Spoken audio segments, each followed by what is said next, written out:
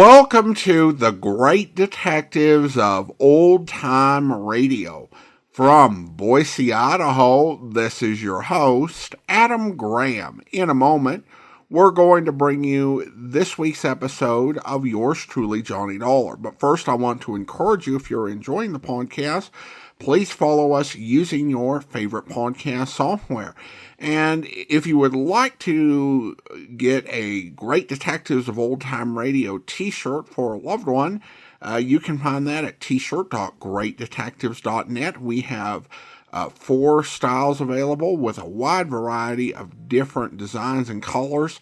Check it out at t-shirt.greatdetectives.net. Now, from August 10th, 1958, here is the Two-Face Matter.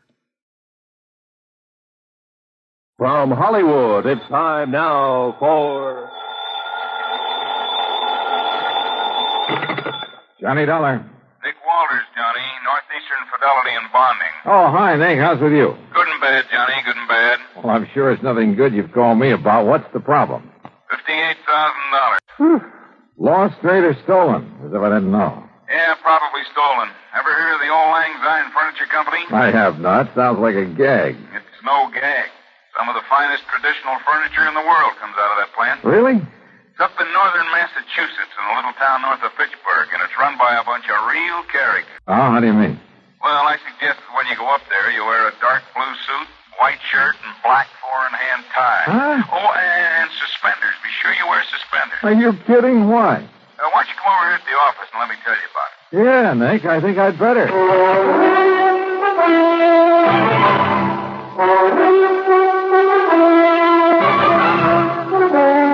Bob Bailey in the exciting adventures of the man with the action-packed expense account.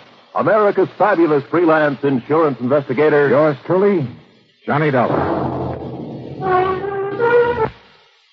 And now, Act One of yours truly, Johnny Dollar.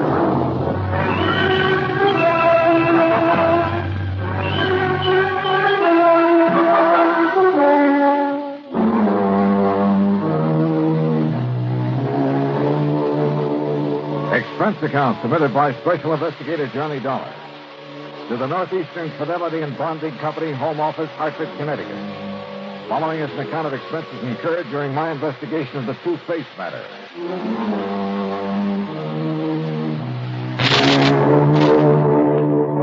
Expense account item 1, after shaving, showering, and donning the most funereal clothes I could find.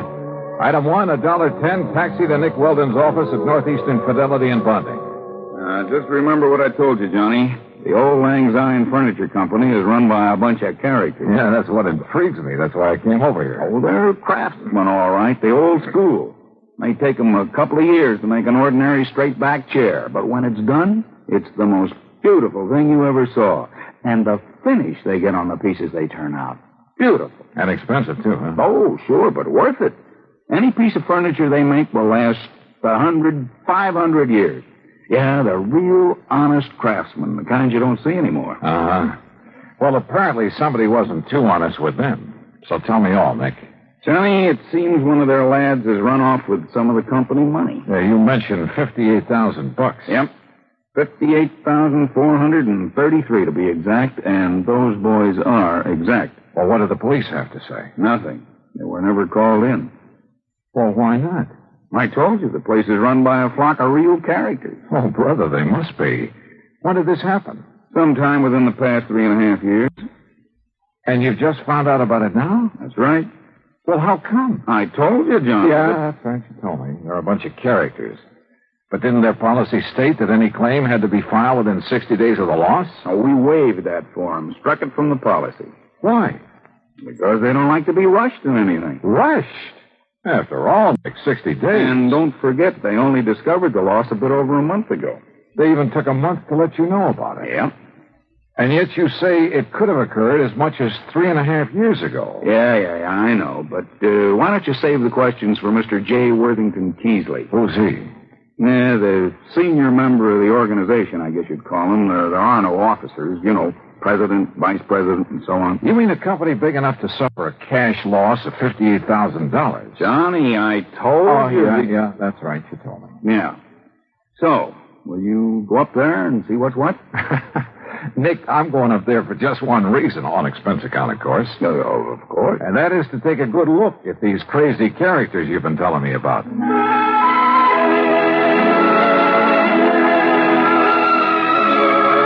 Item 2, 325 for a bus to Fitchburg, Massachusetts, where at the terminal I picked up a local to North Weldon, home of the Old Lang Syne Furniture Company. The name was appropriate. Located on the outskirts of the quiet little New England town, it consisted of a huge barn-like building that looked as though it had been standing there since the year 1.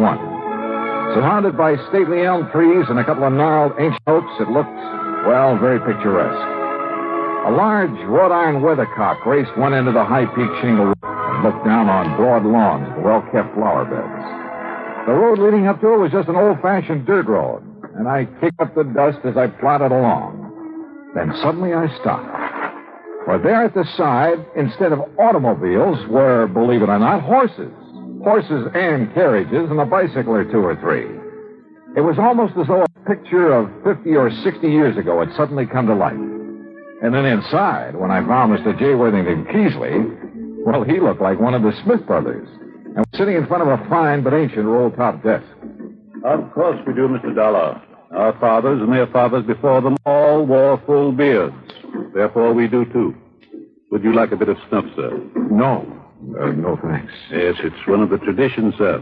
The traditions to which we adhere in order that we may continue to fabricate the superlative furniture for which we've become famous over the past 107 years. And I take it, Mr. Keesley, that the same thing applies to the horses and carriages out there at the side? Yes, they were good enough for our grandparents, so they're good enough for us. I suppose that's why I should have suspected Mr. Twiller. Mr. Twiller? Roscoe James Twiller, Mr. Dollar. Here, sir, there's a picture of him. In this group photograph taken on the occasion of our 100th anniversary. I feel like I ought to yell beaver. I'm afraid his mighty shock of hair and magnificent beard misled me back in 1941 when I hired him. Yes, and I suppose I should have known when he gave up Forrest and Surrey to drive one of those newfangled motor cars. Should have known what, Mr. Keesley? That he was no longer a man suited to our fine establishment. Is he the one who took off with your $58,000? $58,433.41. Are you sure? I mean, sure it was he? Beyond the shadow of a doubt, sir. He was the only one beside myself who had a key to the vault in which we kept our building fund.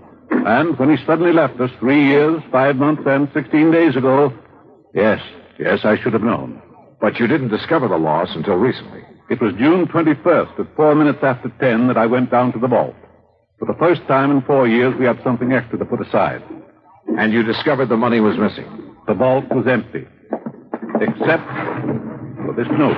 Huh? Goodbye, suckers. Horrid word. Signed Twiller. So, you see, Mr. Dollar. Yes, I do. It looks like he's our man. No question about it. And you've no idea where he might have gone? None whatsoever. Well, surely there must be some clue. None whatsoever. But you must find him. But that was 3.5 years ago. Exactly 3 years, 5 months, and 16... Yeah. So where do I start? Unless your company decides simply to reimburse us for our loss, that, Mr. Dollar, is up to you.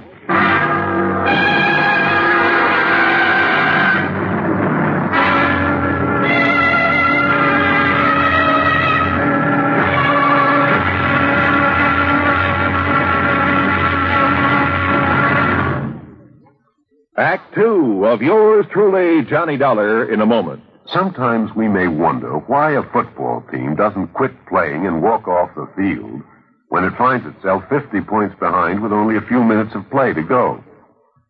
What is that indomitable spirit that fills men with hope and keeps them going in spite of terrific odds? Keeps them going just to play the game according to the rules, just to get the job done as well as they know how. This kind of spirit pervaded the feelings of heavy bomber crews of the 9th Air Force on that day of glory, August 1st, 1943, the day of one of the most secretly planned surprise bombing missions of World War II.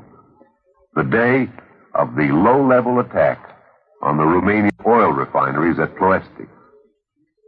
more than 170 B-24 heavily loaded bombers took off in a swirl of red dust from Benghazi, Libya, to bomb a highly defended priority target.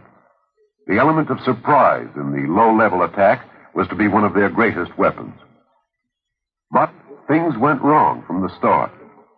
3 planes exploded during takeoff operations. 11 more aborted due to engine trouble. Of those that reached the target area, less than 1/3 returned to home base. The leaders of the mission encountered navigation difficulties and difficulty in identifying the specific targets. And due to the loss of that elemental hope, surprise, they also encountered devastating enemy firepower from flak and fighters. The mission was partially successful, but a horrifying experience. 5 medals of honor were awarded to the heroes of the Ploesti raid for valorous action above and beyond the call of duty. At any time, the men would have been justified in turning back, but they had a code of conduct that made them want to see the unequal game through to the end. It was a job that had to be done.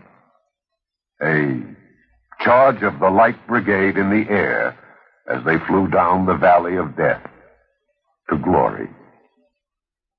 And now, Act 2 of yours truly, Johnny Dollar, and the Two-Faced Matter.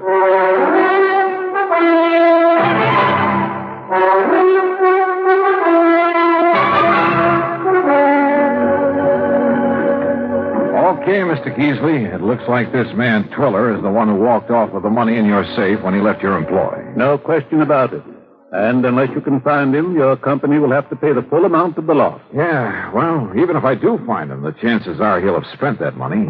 After all, 3 years and a half. Exactly 3 years, 5 months, and 16... You say you have no idea whatsoever as to where he might have gone. With that much money, he could be anywhere in the world. Uh-huh. Where did he live? I don't know, sir. What? After all, it was none of my affair. But if he worked for you a number of years... I make it a rule never to pry into the affairs of others, except, of course, where the manufacture of fine furniture is concerned. Well, doesn't anybody in this organization know anything about Twiller? Possibly Mr. Bottomley. Who's he? He is presently engaged in creating a Hepplewhite table in the shop. Come, we shall speak with him. The huge shop dated back 100 years at least. There wasn't a single power tool, not even a buzzsaw. But some of the tools looked as though they might have been used to build the ark. 8 or 10 men, all of them old, all wearing dark trousers, suspenders, and white aprons, were busy turning out fine pieces of furniture, carefully, almost lovingly. And every one of them wore his own distinctive full beard. Hooray for tradition. Mr. Keasley led the way to a man who was gently trimming the edge of some kind of a sideboard. Good morning, Mr. Bottomley. Good morning, Mr. Keasley. You must pardon this intrusion, Mr. Bottomley. It must be for good reason, Mr. Keasley. Though you must understand that I cannot afford interruption if I am to finish this credenza by the first of the year coming. Of course. I wish you to meet Mr. Johnny Dollar. Good morning, Mr. Dollar. How are you? He is an investigator, Mr. Bottomley, come to get us back the money we lost. Then he must find Mr. Twiller. Exactly. Good morning, Mr. Thurston. Good morning, Mr. Keasley. Mr. Keasley tells me you know where this man Twiller lived. He was my neighbor. Lived alone next door to me. Where? And I assure you, sir, I had no idea of his designs on the company building fund. Yes, I'm sure, but now if you'll Each tell... morning he drove me to work in his carriage until he purchased that abominable motor car. Oh? I refused to ride in it, sir, and bought myself a bicycle. You did properly, Mr. Bottomley. Good morning, Mr. Woodstone. Morning, Miss Keasley. Well, just where is it that Twiller lived, Mr. Bottomley? In the village of North Weldon. East North Weldon, on Peach Avenue. Well, then perhaps the authorities there will be able to give me some kind of a lead. The authorities? Mr. Police, Mr. Keasley. The police? Good heavens. I hope not, Mr. Dollar. Surely not the police. Gentlemen, please. These gentlemen are right, Mr. Dollar. Think of the blot on our good name. Now, look, your loss amounts to $58,000.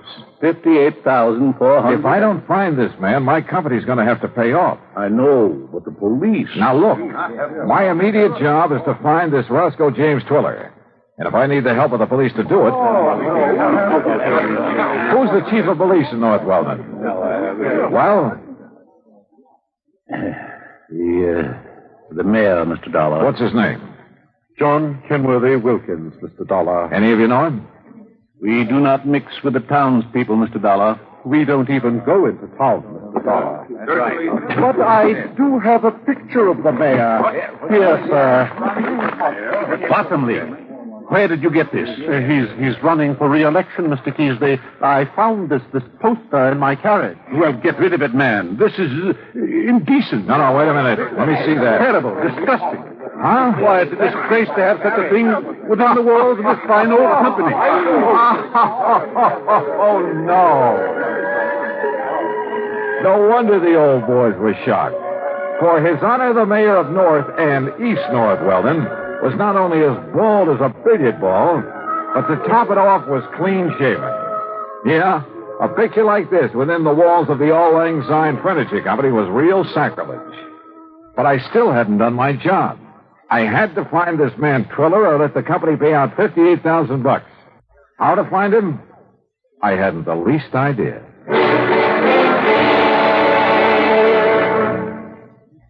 Act 3 of yours truly, Johnny Dollar, in a moment. Times have changed, and so has the man. During the 18th and 19th centuries, warfare with its musket fire, cavalry charges, and cannonades was a simple, direct, easily understood type of conflict. The undisciplined but sharp-eyed revolutionaries hid behind trees and hedgerows to pick off the advancing British troops. The wild, dashing, hell-for-leather cavalry charges of the Civil War and Custer's encounter with Sitting Bull and the Sioux Indians were, though courageous, simple and direct.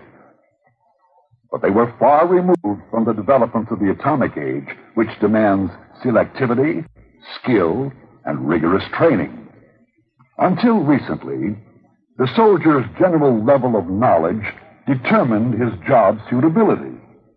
Today, however, with more and more complex weapons and equipment being used, the military needs large numbers of skilled technicians. To that end, tests have been developed to find men with intelligence and technical aptitude, and to develop in these men the needs of the future. Yes, times have changed, and so has the man. And now, Act 3 of yours truly, Johnny Dollar and the Two-Faced Matter.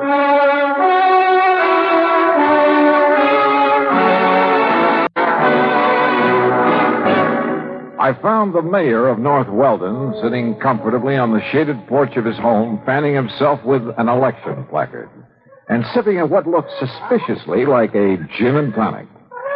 Yes, you're certain that I can't fetch you a limeade, too, Mr. Dollar? No thanks, Mayor Wilkins. Yes.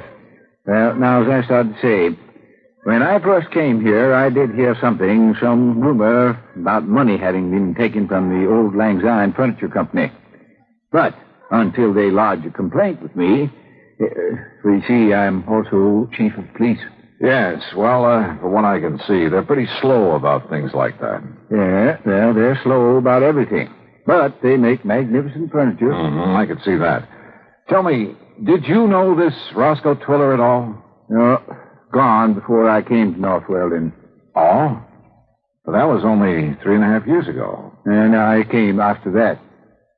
Yet you're the mayor of the town. Village, really, Mr. Dollar. But lovely place. I've liked it ever since the first time I saw it. And when the people learned of my police record... my record in police work out in Ohio, why, they insisted that I take over my present jobs for them. I see. And you have no idea where I could get a lead on this man Twiller? No, sorry. Don't the people at the furniture factory have any ideas about him? None whatsoever. You're sure? I'm sure. Yes, well, if what you've told me is true about his taking the money, he is probably far, far away. Yep, I'm afraid so. Just as far as I am from solving this case. Well, we chatted on for a few minutes, and then I left him, in the hope of finding some erstwhile neighbor who might be able to give me some help. I headed across town toward Peach Avenue. And as I was about to pass the bus stop... Bang! Bang! Huh? Bang! Bang! You're dead! Oh. And another redskin bit the dust. Well, hi there, fella. Cowboy, huh? Sure, I'm a cowboy and a policeman and an artist and everything. Sure. My name's Jimmy Carter. What's yours? Johnny Dollar. Want to see some of my artistical drawings? Yeah, sure I do, Johnny. Just look at this cigarette advertisement here on the fence. Uh-huh. With my own crayons, too. Yeah, see? How's that? Jimmy, that's the most beautiful mustache I ever saw on any girl. Sure. My teacher says I'm going to grow up and be a great artist. Oh, sure. But first I have to get a paint set. Sure you do. And see what I've done with this one. Sure you... Jimmy. That's our mayor. Yeah. He's running for re-election. That's why he has all these signs all around. Don't you think he looks a lot better with some hair on his old bald head? And a little child shall lead him. Now I'm going to put a beard on him. See? Like some of those old men at the furniture factory. Stay with it, Jimmy. Stay with it. Ah, they're funny old men. Like this. See? Uh-huh. Only they never come in town. Never. There. Doesn't that look like one of them? There. Jimmy, that's so good I'm going to save it. Really? Yes, sir. Thanks a lot. Gee, I sure do. I didn't know I was that good. Jimmy, you'll never know how good you are.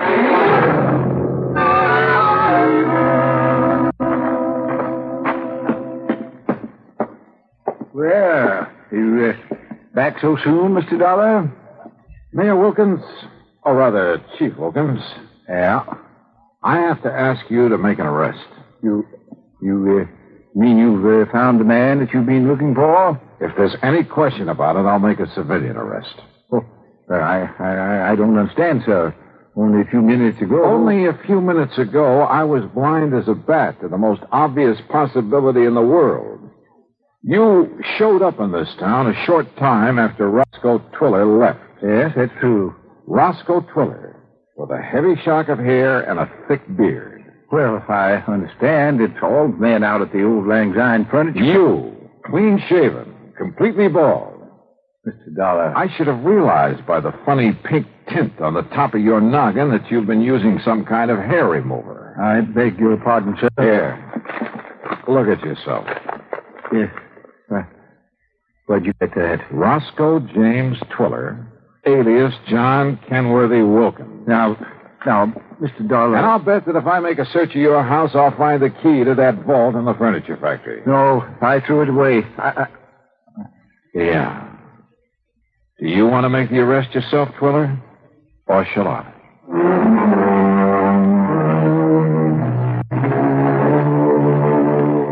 I don't know why Twiller gave up so easily. I guess it was because I'd caught him completely off guard. He even signed a confession and promised to pay back what he could. So, from here on in, it's up to the courts. And all thanks to a little kid who liked to draw mustaches on billboards. The expense account total, including the finest paint set I could find for my little pal Jimmy. Ooh, hey, wait, I gotta pad this. It only comes out to $9.80. Yours truly, Johnny Dollar.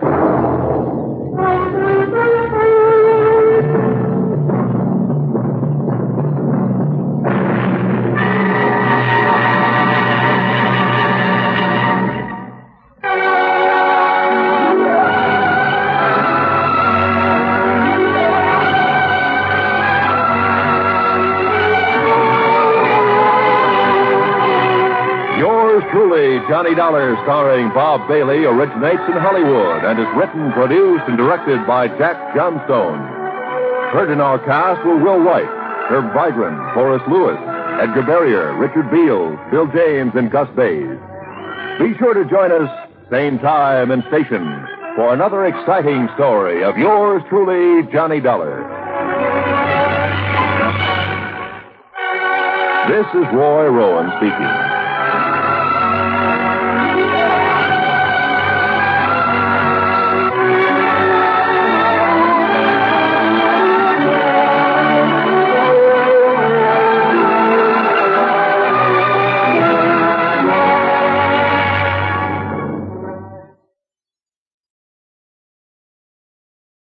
Welcome back. A colorful story, and the eccentric nature of this factory and how it works, I think really did work and make for an interesting story. And I thought the solution was clever. The big problem was that this is one where the title gave away the punchline. As soon as the mayor stated that he hadn't been in town the same time as the guy who worked at the factory, you guessed it, and I think that it might have been at least a little more difficult if the title didn't give it away. Listener comments and feedback, and we start out over on Spotify, where Nightwing comments regarding the Wayward Killard matter and the discussion of guns on planes. Air hijackings is what stopped people from bringing weapons into the cabins. Yes, back in the 1960s, you had people hijacking planes to fly them to Cuba, and so that served to be an impetus to ban people from carrying weapons in the cabin or in their carry-on luggage. So the age of Johnny Dollar being able to carry on a plane were rapidly approaching a conclusion. And then on YouTube, regarding the virtuous mobster matter, Eric comments, I can't help but notice that Johnstone likes to making his recurring characters real characters. Eccentric millionaire Alvin Cartwright, the lovelorn fighting Irishwoman Meg, the guy whose name I forgot that pays all his bills in money he literally runs through the laundry, the legendary money launderer, Durango Laramie, I think you mean, George Reed of Floyd's of London. There might be a couple I've forgotten here, but aside from Pat McCracken and the gang at Lake Mojave, eccentricity seems to be the through line. And I think that that's a fair observation, and if I had a theory as to why that might be, if you look at Johnstone's radio career, he really cut his teeth artistically in a lot of the serial dramas that were broadcast and targeted towards kids, though enjoyed by adults as well. He did Buck Rogers and also directed Superman. And both those series had these just very big characters who were really popular with the audience. So I think that he liked those characters from there and really went about creating the same sort of characters for Johnny Dollar. While there are people who really don't like those type of characters, there were quite enough who did to make the show successful. Well, thanks so much. Appreciate the comment, Eric. Now it's time to thank our Patreon supporter of the day, and I want to thank Paul, Patreon supporter since November 2024, currently supporting the podcast at the Detective Sergeant level of $7.14 or more per month. Thanks so much for your support, Paul. That will do it for today. If you're enjoying the podcast, please follow us using your favorite podcast software. And be sure to rate and review the podcast wherever you download it from. We'll be back next Friday with another episode of yours truly, Johnny Dollar, but join us back here tomorrow for the great adventurers of old-time radio as we bring you Cloak and Dagger, where... That was the difference between Guido Gordoni and me. He and his partisans fought fire with fire. They'd never heard of the democratic process, but I had, and I believed in it. That was why Guido and I could fight side by side and respect each other as soldiers and yet never become friends. You've not lived under the fascisti, Roberto. You've not had a wife and child murdered, as I have. Were the men you hung in the square responsible for that? Every black shirt is responsible. The men in the square, Alberto Pelizzo, all of them. When Guido Gordoni finds them, they pay for their crimes. They should pay, of course, but... But what? What, Roberto? I don't like men who say yes, but... I don't think they can be trusted. Guido, you have no right to say that to Roberto. Forget it, Rosa. I'm leaving all of you soon.